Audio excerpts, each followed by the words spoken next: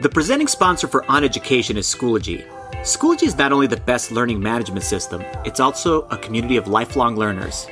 Join OnEducation at the Schoology Next Conference July 16th through 18th in San Diego, California. This is a chance to immerse yourself in hands-on workshops, advanced product training sessions, and best practice presentations. If you want to learn more about Schoology and how they can help you advance what's possible, visit Schoology.com. I use the term "they've jumped the shark," so you don't even know what this term means, though. I've never even heard that before. So I I've saw never it, heard the term I saw it jumping on the paper, this past week when you typed that in there, and I was like, well, maybe that's a Canadian thing.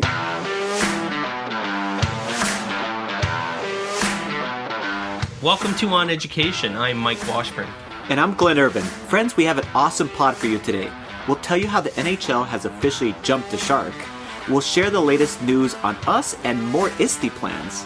And as always, we will tackle the latest in the world of education, politics, and policy. And we're really excited to speak with the Rabbi Michael Cohen this week as he previews his keynote for ISTE. I'm really tired. Are you? Why? I wonder why. I hate sleeping in tents. I do too, actually.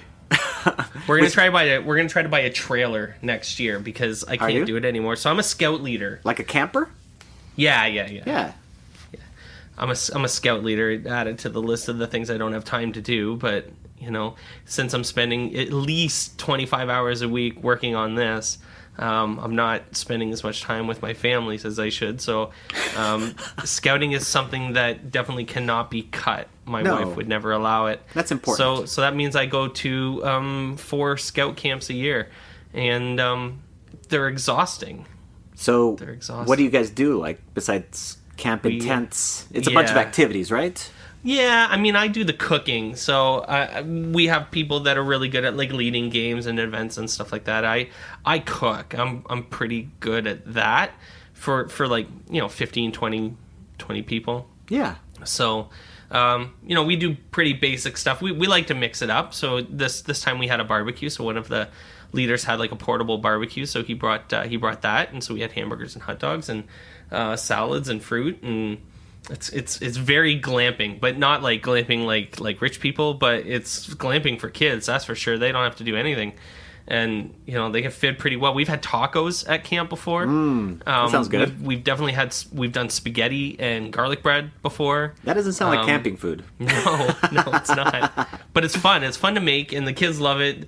When we always do like the recap of the year, which we just did last week at our scout meeting on Monday, I always get at least 1 or 2 shout outs that the food was the best part of the whole year. Yeah. So I feel pretty good about that. Yeah, and it's great time obviously with your kids connecting and doing that whole thing. So that's important. Yeah, I mean Isaac loves it. So I do it for him, and it's really like a large amount of time that we can spend together. And he's like me very much in so many ways, so he's definitely not an outdoorsy type person. Okay. So this gets his butt outside a little bit, and gets you both outside. It gets, well, like I said, I end up staying inside the whole time because I'm camping or I'm you're cooking. Yeah. But no, I get them outside and building fires and tying knots and that's awesome stuff. Scooping fish out of ponds and all the other nonsense that we do in the Scouts, I guess.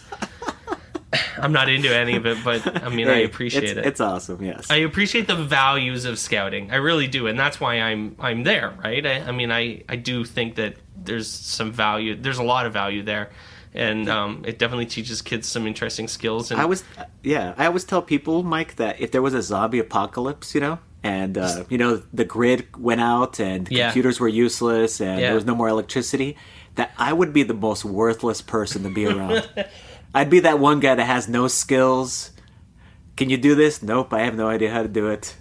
So probably I couldn't tie a knot to save my life. No, so I'm hoping my son also learns those skills.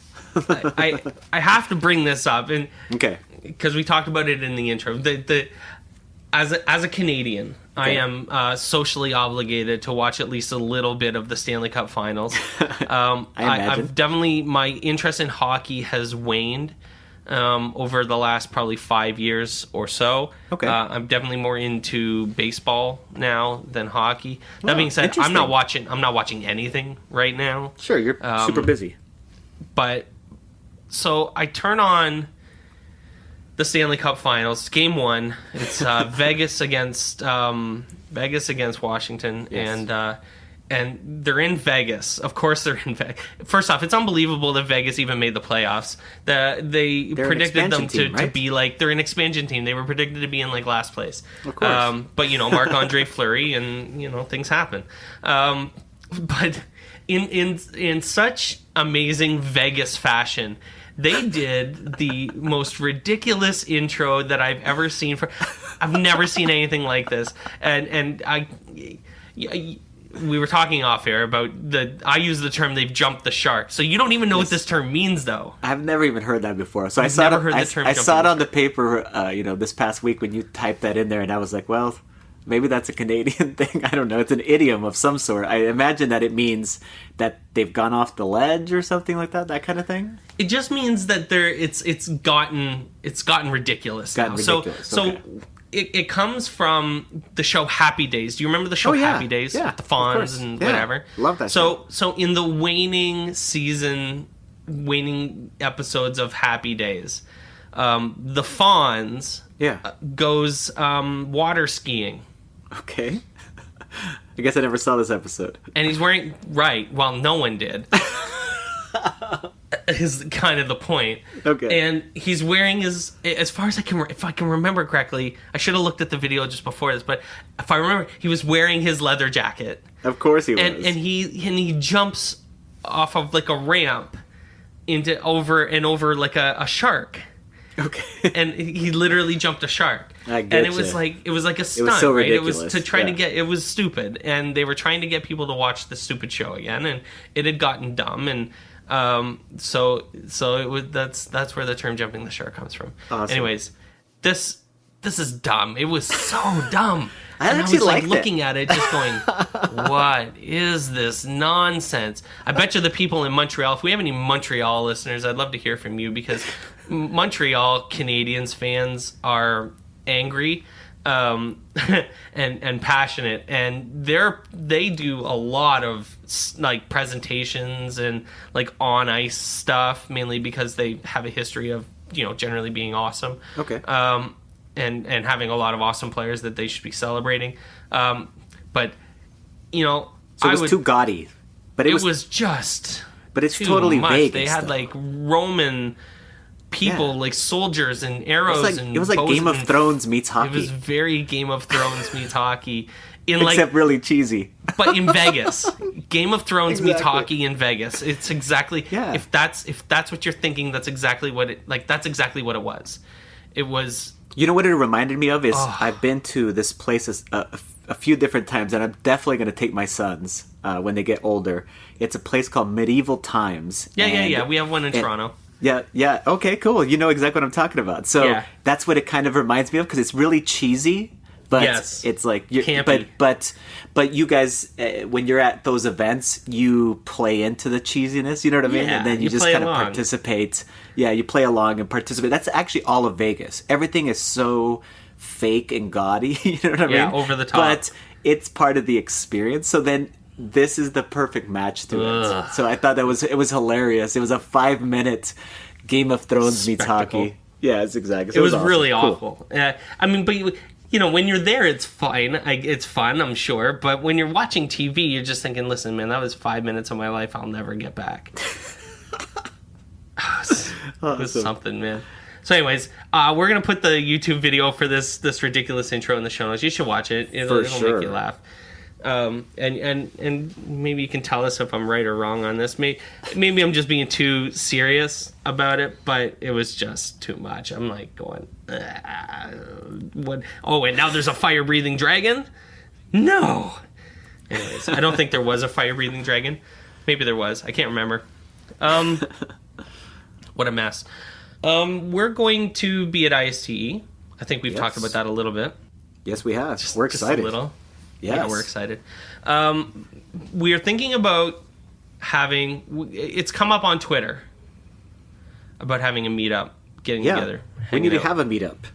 So I think we should do that. I think we should try to do that. Okay. So I think what we should do is put it out there again to see if people want to hang out at Batterbrow Okay. It's literally right around the corner from the hotels. Like if you're staying at the Marriott or the Hyatt, it's just on the other side, down the road a bit. I walked there when we were at Schoology Next last year. We walked from Batterbrow back to the hotel. It's like a 15-minute walk. Okay. You don't even have to take an Uber. It was great. It's a great place. Awesome beer. We should totally go there. So, and they have food. They have food and stuff. And it's a big space. So we can, if we wanted to do it, and I think there's been some talk of doing some board games, a little Catan. That would be awesome. Yeah. Maybe we'll do that. I think so. So we'll put it out, and we are inviting, of course, we're talking about our Games for Ed community, our Minecraft EDU, the Explore Like a Pirate community, our Schoology friends, just anybody. Let's just meet up and have a night of fun. The esports EDU folks, if anyone of you guys is coming. Yeah, for sure. Let's just come over. We're just going to bring our laptops. Oh, you bring your laptops, set up a network, play some League.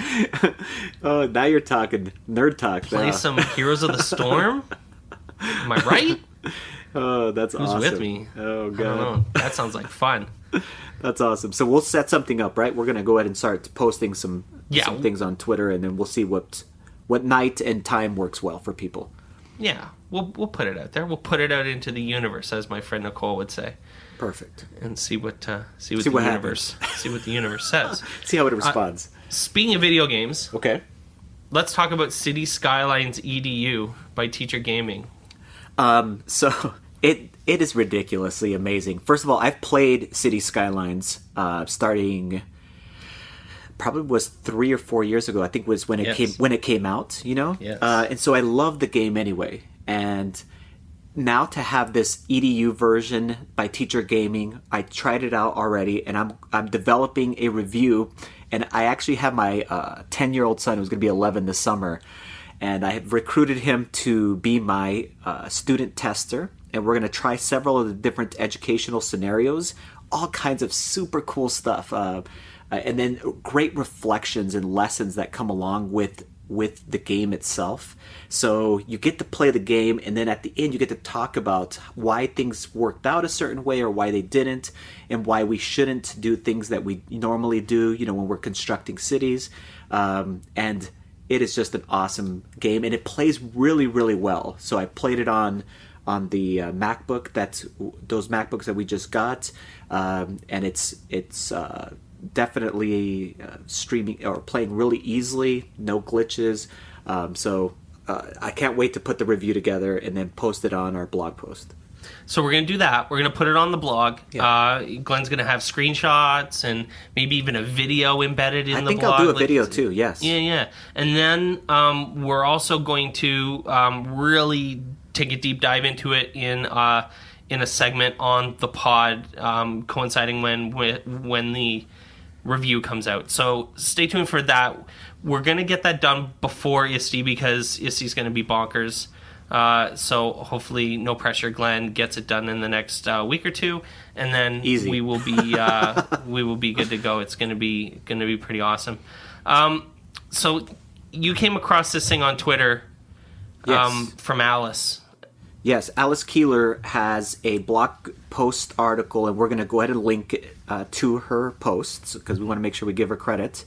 But basically, she just talks about how much money we actually are spending each year on just apps. And really these apps are the things that we've had this discussion with Teachers Pay Teachers, and just teachers reaching into their own pockets and spending that money. We were talking about, what was that one, Padlet, earlier this year? Yeah. Whether or not it's worth paying that, whatever the cost is per month, and justifying those things. And she has a great article about it. And then the coolest part is basically they're developing a way to be able to coordinate with the fundraising site called Pledge Sense, and being able to find a way basically to fund people's desires and wants to go ahead and do great things in their classrooms. We're talking about things like Flipgrid and Nearpod, and all of the Minecraft, Minecraft EDU costs $5 per student per year. So and people are reaching into their own pocket and just paying for these things, because the school districts are strapped and they're like, well, we can't afford to buy those things, and so it's not going to be on you. If you want them, you're going to have to spend, and people are spending out of their own pockets. So it's a great movement. We'll go ahead and link to Alice Keeler's blog post article about it. And then I highly encourage you, she has a Google form to sign up on at the bottom, which is the hashtag Teachers Are Professionals. And why don't you go ahead and get in there and fill out that Google form? I think that's what they're trying to do, is gather as many people as possible to support this cause. And then they're going to take some next steps. So we're excited to see where are the next steps and where do they lead, and how that association with the Pledge Sense fundraising site, how it all works together. I've been thinking about this a little bit since it got on the outline, and I have two thoughts related to it. The first one being that equity is something that everyone is dealing with. It's actually not a problem just in the U.S. We have equity issues, disparities of availability of devices and money at schools in Canada, in Ontario as well. And so, if you have, like, I feel pretty lucky in some cases. I have a school that pays for almost everything that I need. When it's been approved, like if we decide to use it, like, so if I say I want a year subscription to Padlet, they'll say okay, and they pay for it on. That's very unique, though. That's right. My point is that I'm the outlier in this case, and I get that, but there are a lot of teachers out there that definitely have the passion, the skills, the innovation, the ability to do awesome things. They just don't have the tools to do it. And it would be nice to be able to help those people. So if you're one of the people that has, maybe a little more than you need, let's help out the people who have a little bit less than they need. And so that gets me into the second thing that I've been thinking about, and that's that we're growing pretty exponentially here. And Glenn and I have a lot of, when we talk about what's going to happen, 2 years from now and 3 years from now, and I had this idea, and we're gonna bounce it around, but I'm gonna throw it out into the. I'm saying this all the time. This podcast, the universe. I'm gonna throw it out there and see what people think. Okay. But I love the idea of supporting projects that people want to do. So the idea that maybe we raise money for a specific project, almost like a Kickstarter, an OnEducation like a Kickstarter. Donors Choose kind of thing. Yeah, but like sourced through us, where we say, we're going to get behind this group for this month or this quarter. That sounds pretty cool. Maybe four times a year we promote a specific project that someone's like, okay, I'm passionate about this. I have a vision. Yeah, and I just need this in order to get it moving. Maybe they need a couple grand. I mean, maybe it's more money than you can just get from even school fundraising, especially in these. Yes. I mean, let's be honest. If your school has very little, then I can guarantee you, the parents at the school, the families at the school community has very little. That generally goes hand in hand. I don't think that's inaccurate. So, I mean, if we have teachers that really want to do some things, let's help them out. Let's see if we can raise some money for them and cut them a fat check for some Oculus Rifts or whatever's next, and let them do some bonkers things, and then they can come back and talk to us about what they did with it. That everybody wins. Everybody wins when we do that. Yeah, so, I love that idea, Mike. We're going to give it a while. We'll chew it around. We're definitely going to wait until the fall. But, because the summer's, shockingly, the summer is going to be absolutely bonkers for us. But when we come back in the fall, maybe we talk about how we can help a teacher do something awesome where they need, a little bit of money. We can raise some money for someone. That would be slick. I would love to do that. So we're going to take a break, and when we come back, we're going to get into some politics, some policy, some election coverage from both sides of the border. The end of the school year is finally here, and we have an awesome professional development opportunity. Badge Summit 2018 is happening at Columbia College on June 23rd in Chicago, Illinois. This one-day event brings together some of the brightest and most inspiring digital badge thought leaders on the planet for highly interactive learning and sharing. Attendance is limited to 250 people, so get signed up. For more information, go to badgesummit.weebly.com. All right, friends, welcome back. So much going on in politics, policy, elections that we never run out of room here. We always end up cutting things, and there's always something to talk about. But the election up here is getting crazy, Glenn. Crazy. Yeah, June 7th. June 7th. Advanced polls are already open. I've already voted. If you're listening to this and you are a resident of Ontario, go vote. Please don't leave it till election day. Don't leave yourself sitting in a line waiting to vote, especially when there are definitely people who do not have the opportunity to go early and have to go there on the 7th, and it takes time away from their families. If you have the means to go vote, get your butt off the seat and go to an early polling station and vote. We did it while our son was in swimming lessons. We don't need to necessarily be right there. He's in the water. So, it was in the same place. It was in the community center. So we went and voted. It was awesome. That's great. So, yeah. I mean, I love advanced polls. So, yeah, people go vote. Go vote. But crazy. So we're recording on Sunday, June 3rd for the record. And the craziest thing happened yesterday. Do you want to hear what happened yesterday? Yes. What happened? Tell us. The leader of the Liberal Party of Ontario conceded the election, basically. I've never seen anything like this. I've never seen... And she's the premier. This is the government saying we're going to lose. We're going to lose. I'm not going to be the premier. It's done. We're done. And the election hasn't even happened yet. Not even happened yet. The vote, the true... I mean, you've done early voting, basically, but not the official election. She already knows beforehand? It's obvious. No, wow. The polls. The polls are that bad. Wow. So they're saying now that the Liberal Party may only get 8 seats. And there's someone... I was talking to someone this weekend at the camp, and he thinks they're only going to get 1. And it's not going to be Wynn's seat. She's going to be unemployed, basically. So, I mean, talk about a fall. They're going to go from, I don't know what the majority is, but they had a majority government, and they're going to be down to there's what's called official party status.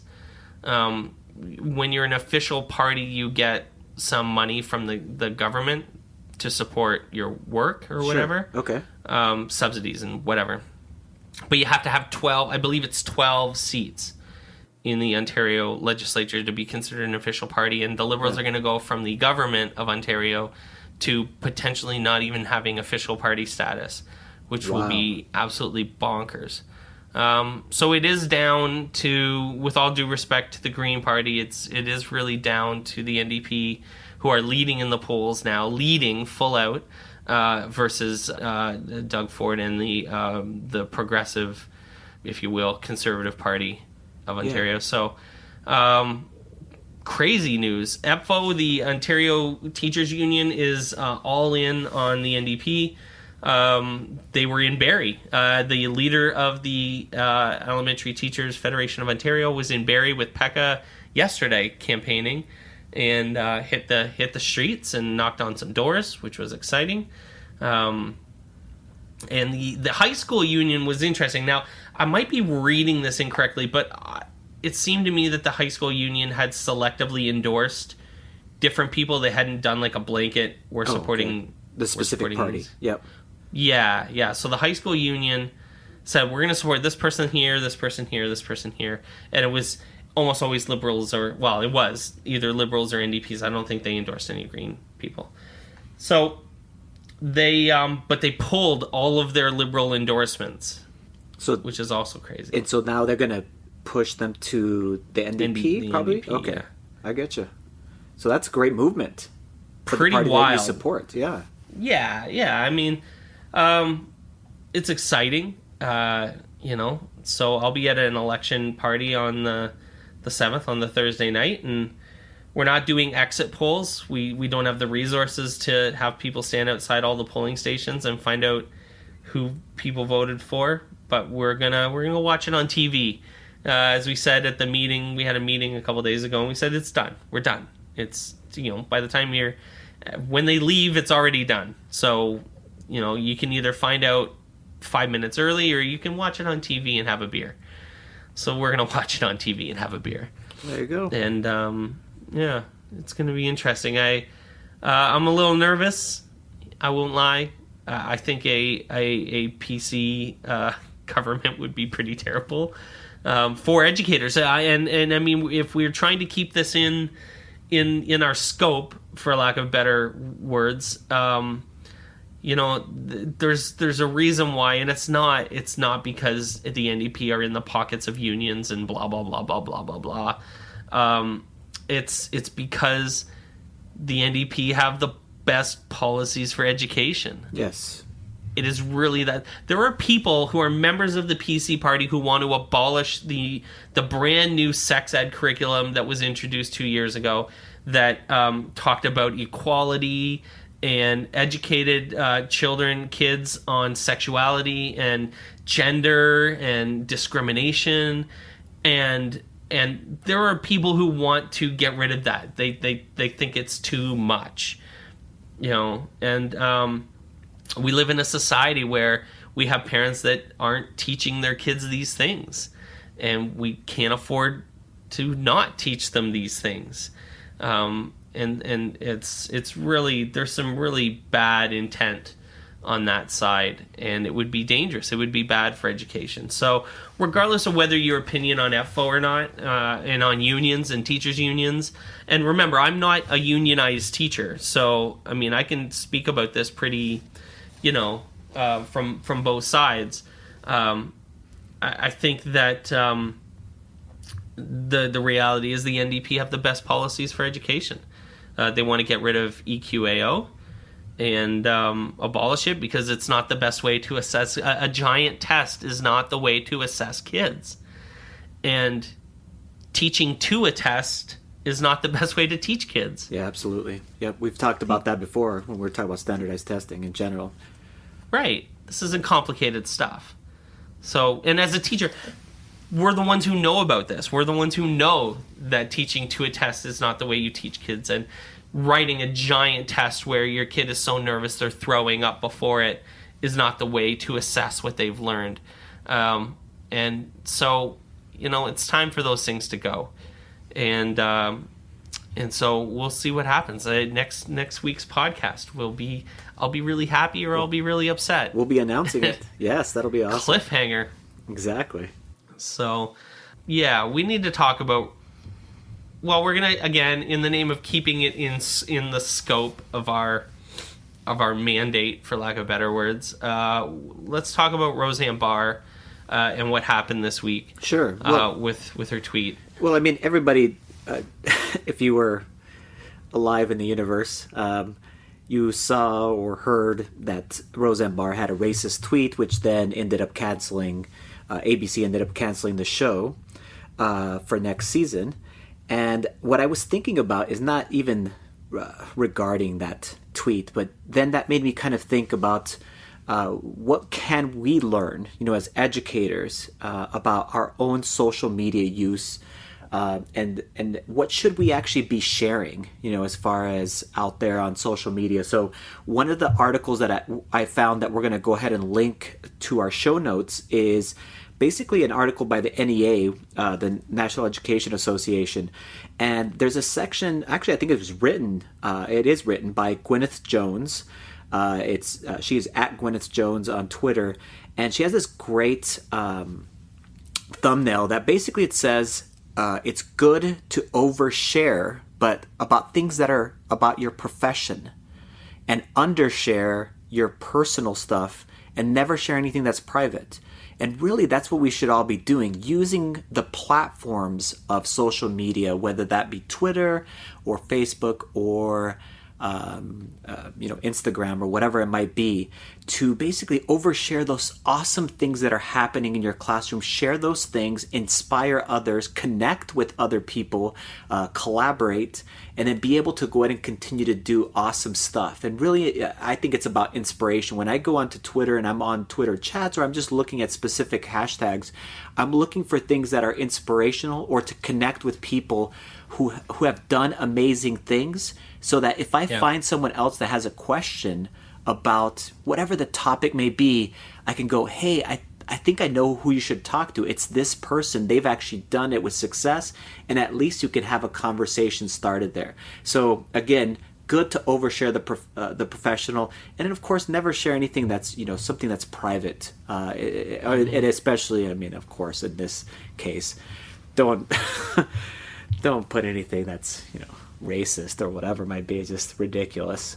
Yeah, we should be encouraging teachers to share the awesome things they're doing in their classroom. When they do that, other teachers can learn from that and grow, and the rising tide raises all boats, so to speak. And I even don't think, and even though I actually don't do this very often on my professional Twitter account, I don't mind the teachers who get political a little bit. There's important conversation. Listen, we use the tagline, teachers, we need to talk for a reason. And it's not just about talking about 3D printing pens and, the NHL jumping the shark. It's about, these important, serious conversations that intersect with education. And yeah, they're political. And yeah, that's fine, I think. If you care about something enough and you think it's important to your job and your career as an educator, then you have all the right in the world to be passionate about it and talk about it on social. Be professional. Be the professional that you are. Avoid unnecessary words and phrasing. But man, if you believe in something, then by all means, social media is the way to use your platform to share your thoughts on everything that's going on. Totally agree. And I know that a lot of us also, as people that use Twitter, we put as part of our profile that our tweets are our own tweets, so that we're not associated with our school districts or anybody else that we're employed with.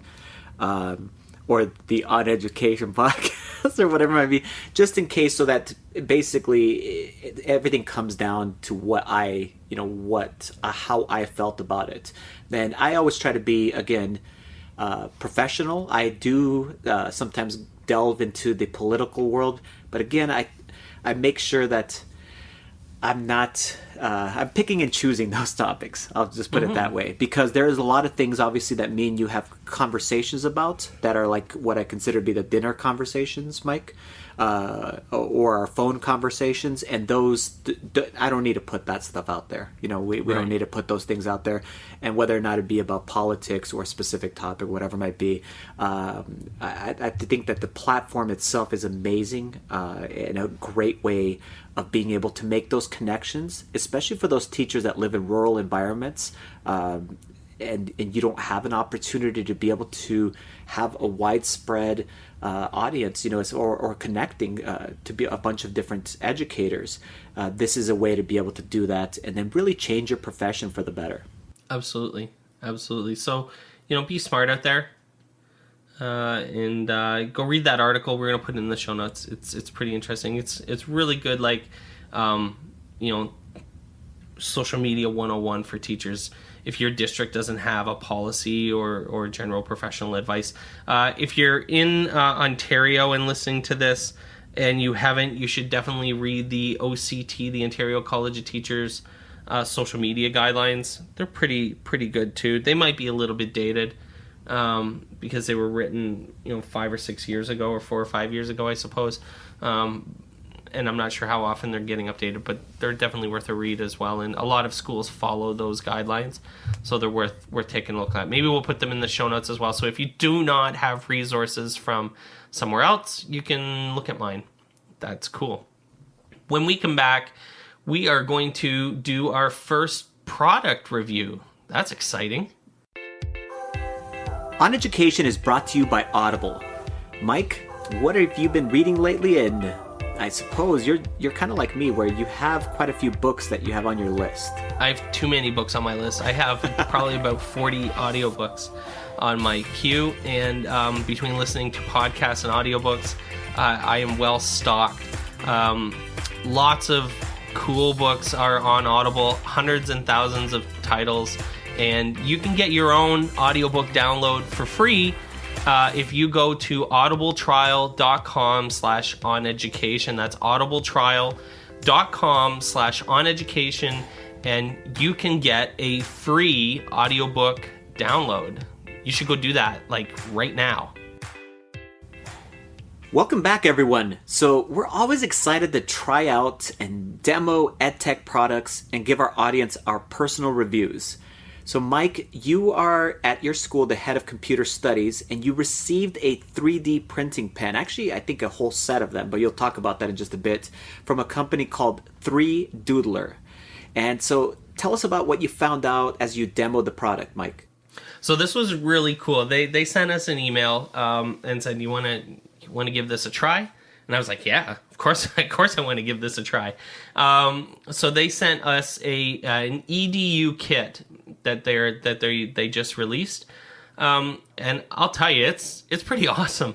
It came in 4 boxes, okay. So there's 4 kind of 2-inch thick, deep boxes with a bunch of different materials, and there was a teacher's kit that had a whole bunch of material in it, lesson plans and stuff like that. We'll talk about it in a minute. And there was a box that had just the plastic for the printing pen, and then there were 2 student boxes, and each box had 3 printing pens in them, the basic printing pen that they make, as well as 3 charging cables, and then some templates for designs that we'll get into in a minute. So the packaging is great. It's all put together super nice. The boxes have a magnetic kind of latch on them so that they close tight, which can be a problem when you have kids in your classroom. Everything is kind of fastened down with these cool elastic bands. Nice. So that nothing kind of spills out of the boxes. I think that whoever designed the packaging obviously, thought about what it would be like to have these in a classroom, where kids will be, they won't be nice and neat inside, a container or whatever. They'll be out and used, and you want them kind of to be everything to be held in a little bit nicer, so stuff doesn't fly out and get around, and everything is held down really well. The only drawback on the stuff in the packaging was that the USB cords are a little bit short, but because I guess I don't know where outlets are. Outlets are in just normal outlet places, but they're not usually like right against a desk or table. Like they're not down that far where the outlet ends and the desk begins, because this cord is literally, when I say they're short, they're maybe 3 inches long at the most. Oh, strange. So when we plugged them in at our house here, they were literally just hanging down from the outlet. So we used one of our iPad bricks. So they're a USB charger, a USB to a micro USB charger. Sure. So we used our iPad brick to charge it, because they don't come with bricks either, which is interesting. Yeah, that's interesting too. Yes. So then we used our iPad bricks, and they just kind of hung down from them in midair, kind of thing. Yeah, that seems a little short, but you can always, if it's just a USB to like the micro kind of connection, I have that for, I use that for all kinds of different things. So if you have your own, you could just use it. I think the intent is probably to charge them by plugging them into like a laptop or a computer. Okay. Where the laptop is on the desk, and this can just plug into it beside. That's where you would plug this in. I didn't do it that way because we were in my kitchen basically doing this. Sure. But that's I guess that's where you would frankly, with the cord being that small, that's probably your only good choice. In a classroom, I don't think having these things hanging down off of a brick, off of an electrical receptacle is probably a smart choice. Yeah, so I mean, I know that the first question that people are going to ask us is, how much do they cost? That's always the biggest inhibitor. We're talking about this. I saw the final product of this. It reminds me of something you would be able to use, for example, in a makerspace or in like a classroom like yours, where you're doing some very cool, innovative things. So, what's the cost, Mike? So the EDU kit that they sent me, I think it starts at $350. And then it can be, I think, ramped up quite a bit depending on the actual pen that you choose. 3Doodler makes multiple pens of varying quality. Now, the pens that are in the one that they sent me are the entry-level ones. Okay. And those pens alone are $50. So they sent me, each kit had six pens. So you got 6 pens, okay. Yeah, which is great. I mean, that's a lot. That's awesome. That's a whole station. And it had quite a bit of plastic in it. So there are a couple interesting things about the devices itself. I guess the first thing I noticed was that when you feed one of the plastic strips into the plastic round tubes into the back of the pen, you have to use that whole thing until you can get to a new color. Oh, so, interesting. Right, because you can't take it out once it's in the pen. Oh, like almost like a glue gun. You know how a glue gun, totally you feed the glue into the back, right? Yes. Well, and then once it's like in there deep, you can't like extract that. And this is even worse. It's really like in there.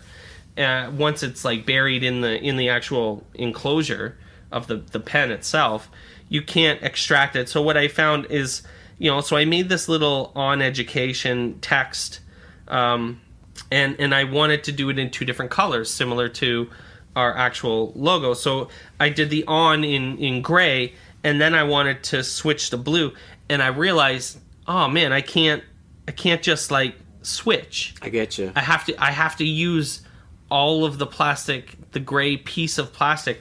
Now they're not huge. They're maybe about 8 inches long. Okay. So and they're thin. They're 1 or 2. Oh, I was about to say they're 1 or 2 millimeters in diameter. Do you know what 1 or 2 millimeters are? I do, Glenn. I do. Glenn, do you know what 1 or 2 millimeters are? Yes, I just don't know kilometers. The millimeters are fine. You do, eh? Okay, so it's like it'd be what? It'd be like about an eighth of an inch, maybe just a little bit more than an eighth of an inch.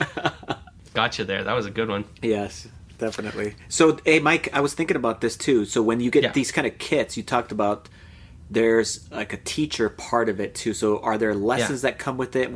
Describe those things that came along with it. So there's a decent amount of material in this. There are 2 lesson plans. And my wife and I were looking at them. My wife's a kindergarten teacher. And she said, these are going to be perfect for kindergarten. So she's actually taking it to school tomorrow. That's awesome. to use. There's it's a balloon blowing, like how you get the little dipstick thing that you dip into the balloon mixture and you blow through the hole and it blows bubbles, right? Yeah. So but you can make one with this. So she's and you can make like different designs of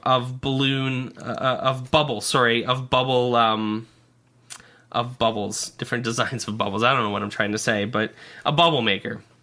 It's not my wheelhouse. I'm not a kindergarten teacher. Give me a break. There is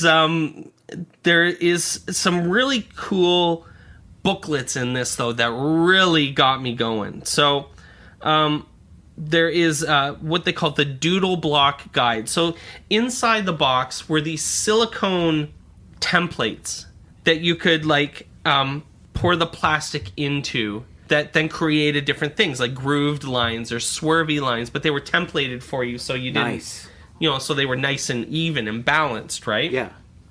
And there was about 5 or 6 of these different templates that had like different designs on them. And I was like, okay, these are neat when I saw them. But then you open up this book and you see what they're doing with these templates to build like much more complex structures. Okay. And you're like, oh man, it blew my mind. Yeah, no, I really like the idea of being able to then, you build this and then you'd be able to put this next level onto it and then whatever it might be. And then your final product is a combination of a bunch of different things that you were able to do. That's super cool. Yeah, there was like, they were building houses with the templates, like with the different templates, flowers with multiple patterns, like using multiple patterns and putting them all together. Really, really cool stuff. And I'm like, you could definitely take those doodle block silicone templates and use them in maybe a more junior or primary level, like a grade 1, 2, 3 level, to do some really neat artwork. For sure. And then there is what they call the activity guide, and it even ramped it up even more. On the cover of the activity guide is the Eiffel Tower. Oh my goodness! Drawn with the 3D printer, with the pen, and it's absolutely amazing. And I was like, can you really do this stuff with this? I mean, I would have to say that the person who's doing this. These templates has probably got some pretty serious chops. Sure. Because I certainly don't have the same skill. But on the cover, there's a Big Ben as well, the clock tower, sure. In London, and butterflies and glasses and dinosaurs, like where like you can do the bone structure of the dinosaur. Jeez, that's and awesome. What's really cool about this activity guide is that they show you a picture of it, but then they also have like the a template. So what you do is it came with plastic, like a mat, okay, a clear plastic mat that you could set on top of the book, or you could photocopy the book with the template. But you then would set this plastic on top of it, and then you could just go over top of the lines in the book. That's so smart. That's awesome. To make whatever you wanted to make from this book. And like I said, there's an Eiffel Tower example in here. So there's literally the example of building the Eiffel Tower in different pieces and structures, components of it is all in here. You can do this. And that's pretty awesome to me. I was thinking about this for like even more intermediate kids, to have to like get them to replicate certain structures or buildings for sure in miniature. You could totally do that with this, and it's still something that you could use to do my dream kind of work on this, which is to build game pieces for making board games, custom board games made by the kids and stuff. That's like that. Perfect for that. Yes. Yeah, totally. So this is a really, really neat. Really neat kit, and I can see the potential for this quite easily. It's really exciting. Cool. Are we gonna go ahead and link their site then? Yeah. We'll do so that, right? so I might even write something up a little bit later. Maybe I'll even try to do it this week.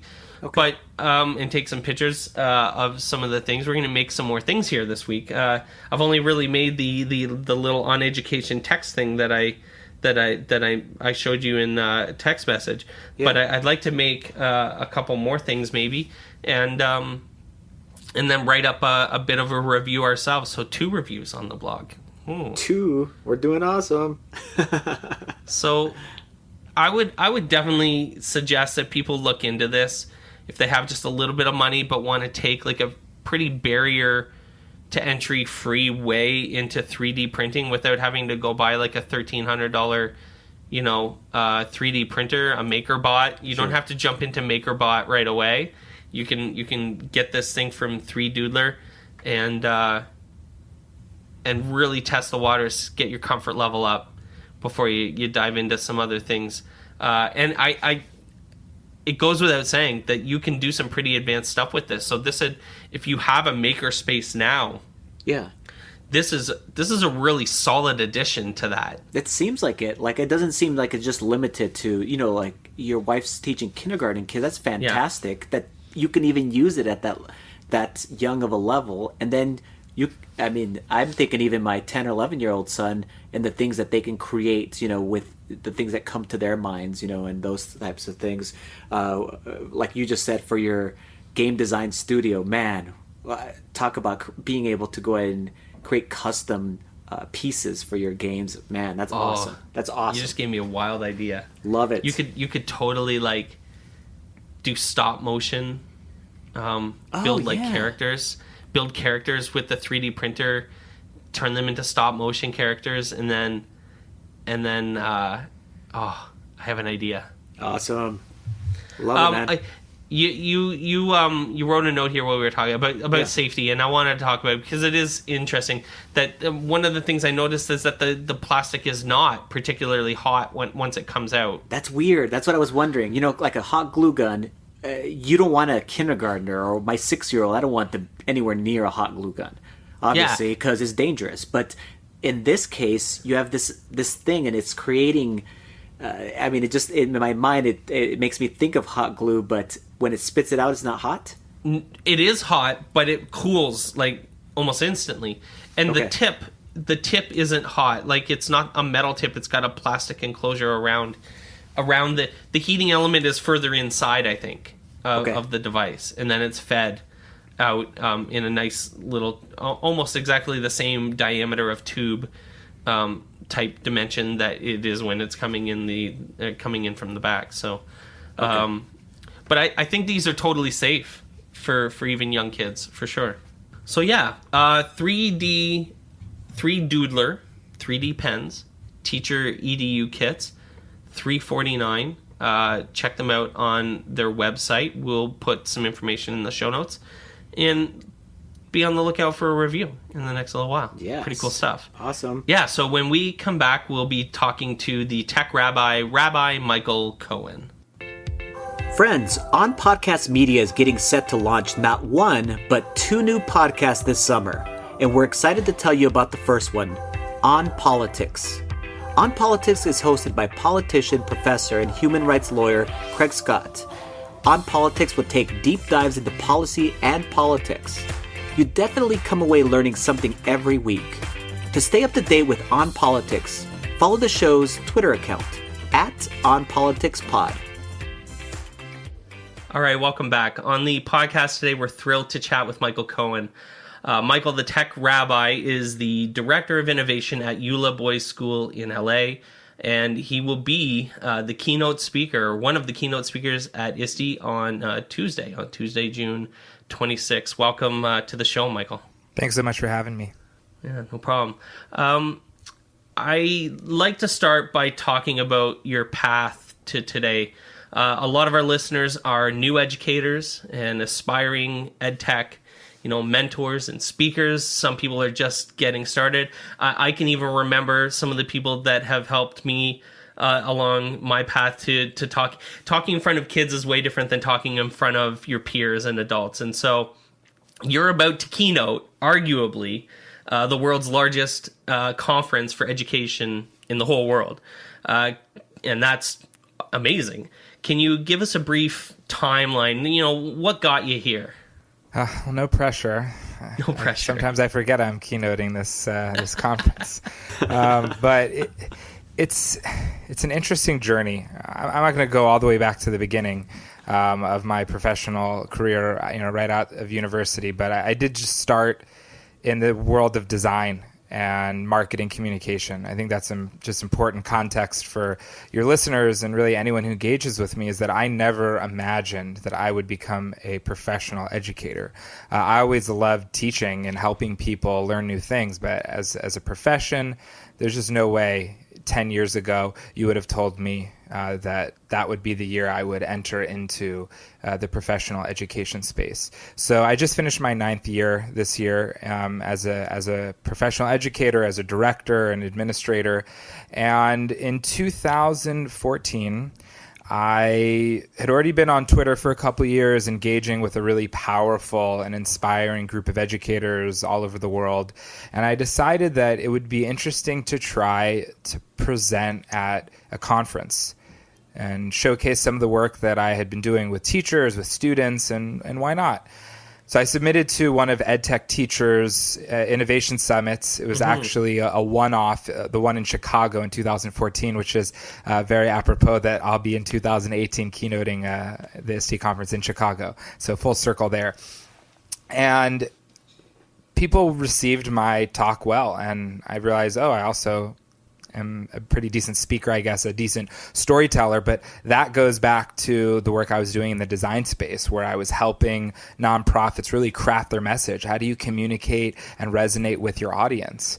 And I just kept putting out work and really publishing work, and just because I felt that I wanted to provide value for people. And I think that really is the root cause of what success I've had up until now. It's very little to do with me. I think anyone can do it. It's your desire to want to provide value for others. I think as educators, that's intrinsic in who we are, because we're in a space for so many hours a day trying to give over to someone, aka the students, that sometimes don't even appreciate what we're trying to do for them. Yeah, and totally. that really has been just the driver of all of my work. And presenting at different conferences, South by Southwest, Apple education events. I'm an Apple Distinguished Educator, and I think that also played into it. But once again, all of these recognitions and conferences that I've spoken at, it's really just I want to help people, and I want to put my stuff out there. So I spend a huge amount of time putting together content, whether it's audio, video, face-to-face, online, social, in written form, just trying to help educators develop creative confidence and come up with new ideas themselves, or take the ideas that I have come up with and utilize them in their classrooms. But I think that's really sort of the journey, is just I want to help, and the opportunities come, and I can't take too much credit for it, because I really believe that when you are trying to do good for people, then good things happen to you.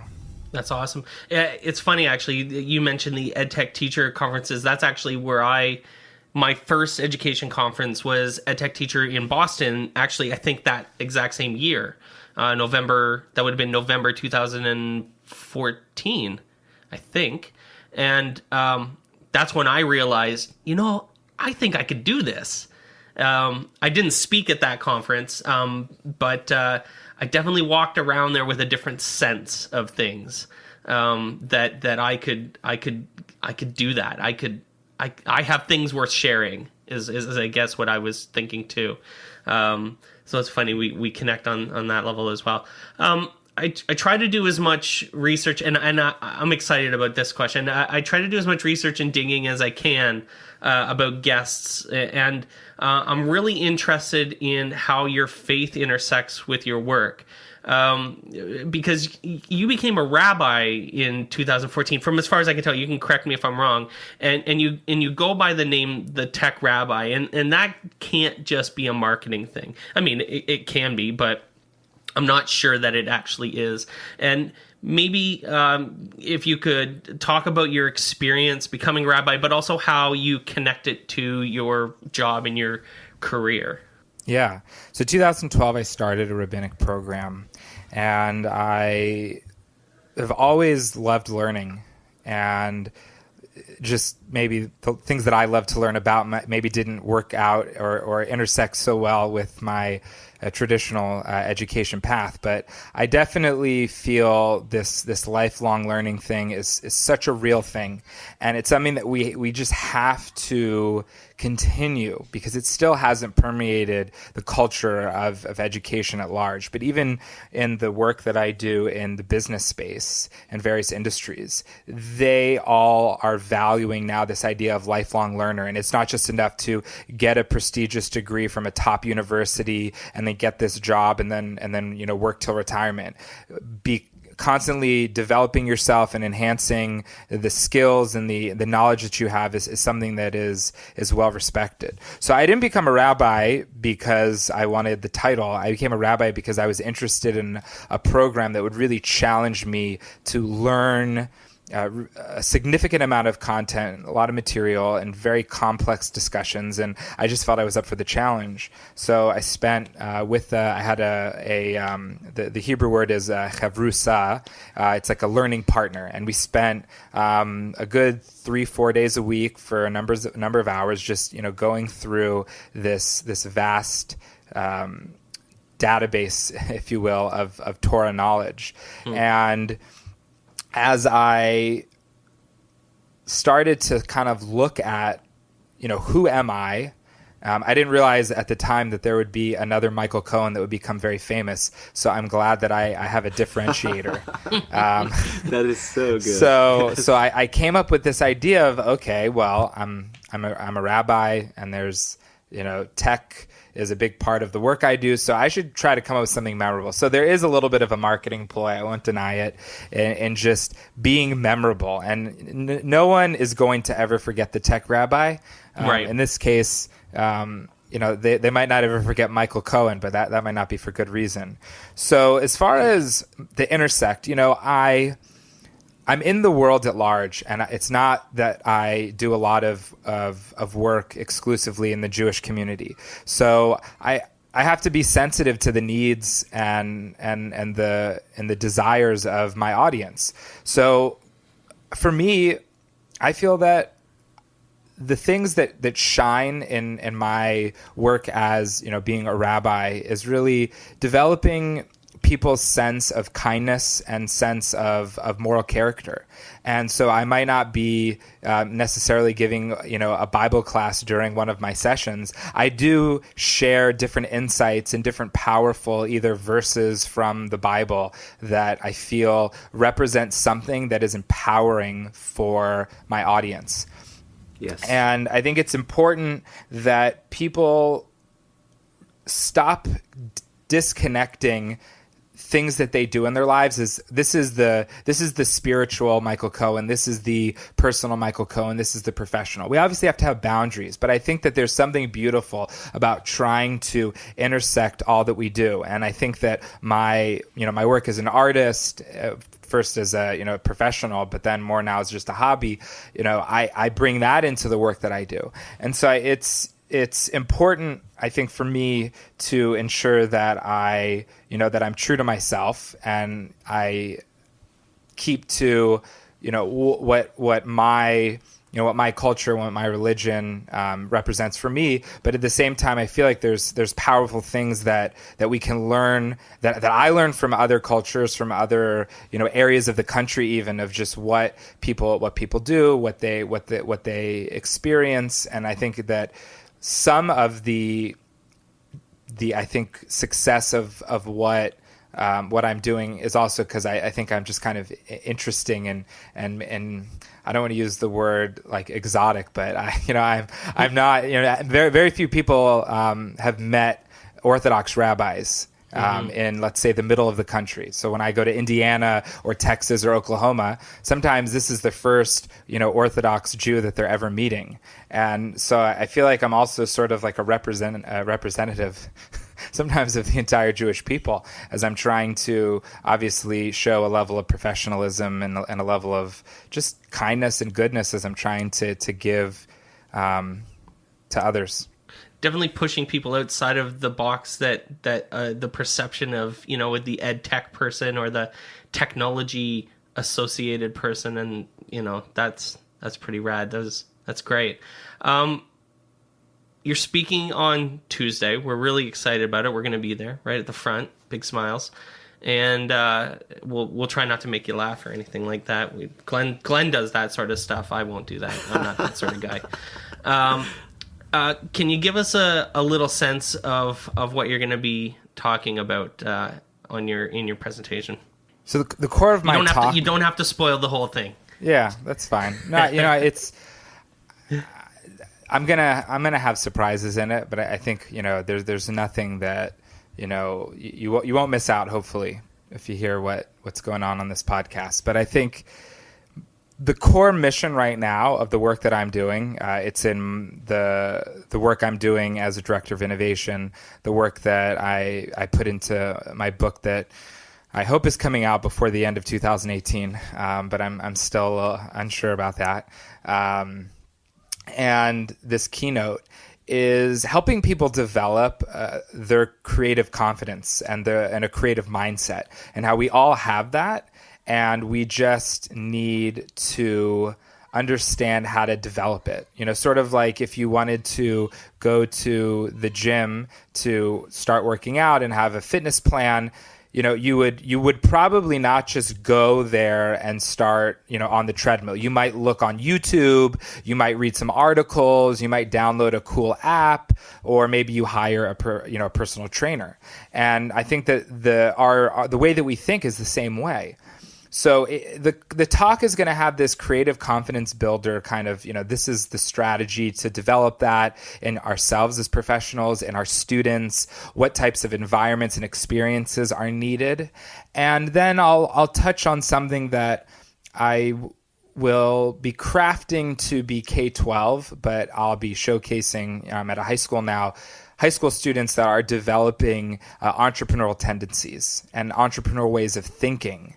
And that doesn't mean that they'll start their own businesses or start their own app startup, but there's certain ways that entrepreneurs think that everyone can benefit from those skills. And so I teach those skills in my entrepreneur studio, and I'll talk a lot about that because I want to see more of these types of programs be developed. So I'm hoping that I'll have a successful call to action where I will create a community at ISTE, where we will together begin the fall trying to figure out what does it look like in our classrooms, in our schools, to create some sort of space and time to support entrepreneurial thinking, because that is where creativity is going to thrive. And these are the skills beyond the academic knowledge and skills that we need our students to have, because this is what the world of work wants and will want in the next 5 years and almost demand in the next 5 years.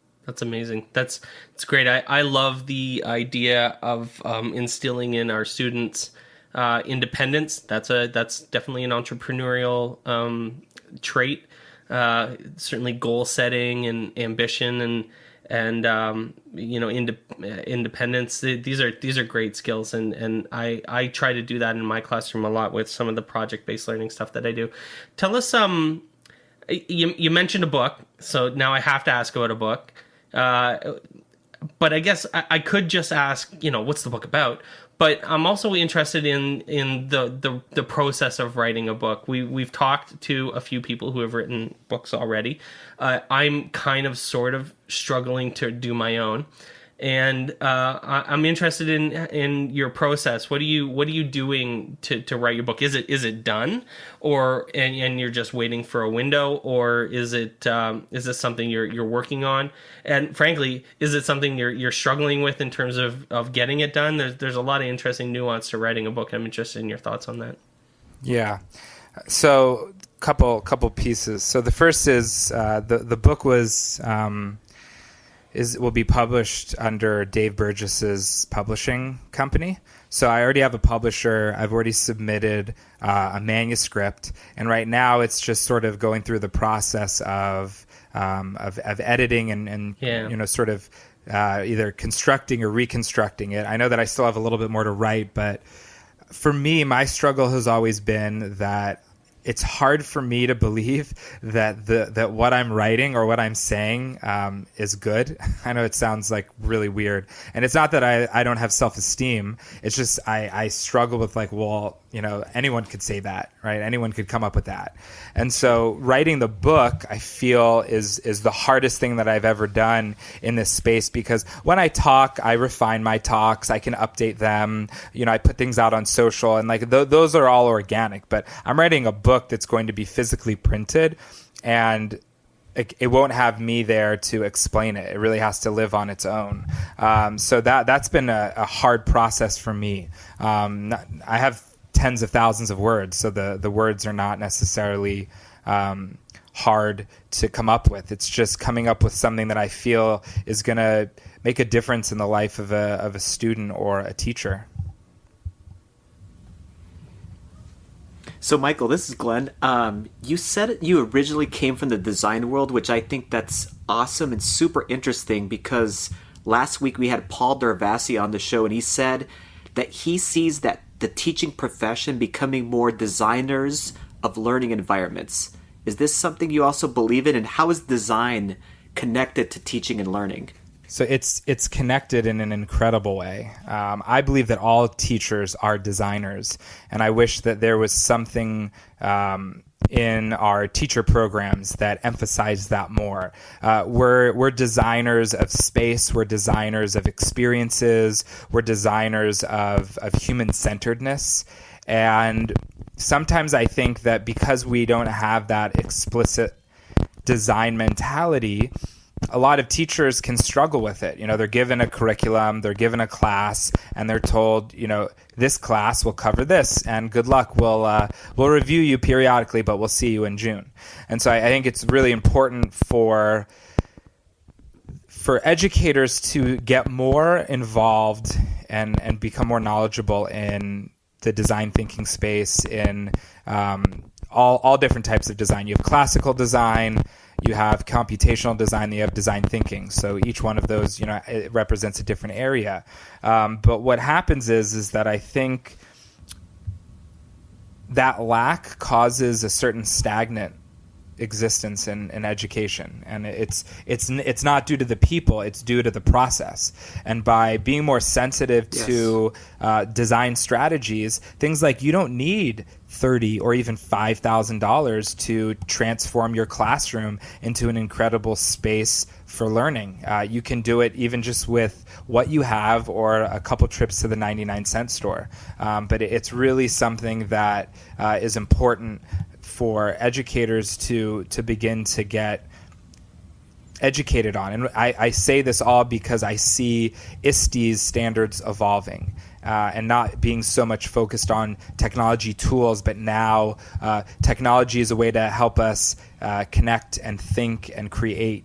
And their innovative designer standard. I'm presenting a breakout session at ISTE on this standard is important. Oh, fantastic! Because it begins the process of educators learning about ways in which design is already part of their life as a professional educator, but that they didn't know that there was a terminology for it, or they didn't know how to seek out ways to develop it further. Awesome. Michael Cohen will be speaking at ISTE on Tuesday, June 26th. If you're going to be there, you should definitely be listening to him, and it sounds like it's going to be a great talk, and we're looking forward to listening to it. I really appreciate your time, Michael. Thanks for joining us. Thanks so much for having me.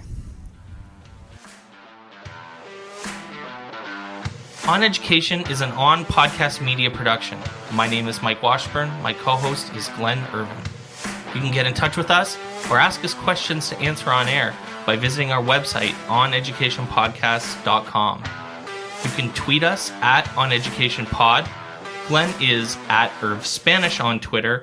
I can be found on Twitter at Mr. Washburn. Our sound engineer is Jake Codeweiss. He's on Twitter at JK Radio. You can find us on Facebook by visiting facebook.com/oneducationpod. If you're enjoying the show and think others would too, we would be honored if you shared it with them.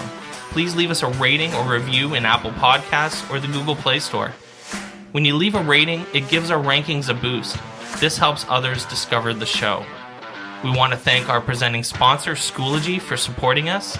Check out Schoology.com to learn how they can help you advance what's possible. Thanks as always for listening. Stay awesome. See you soon.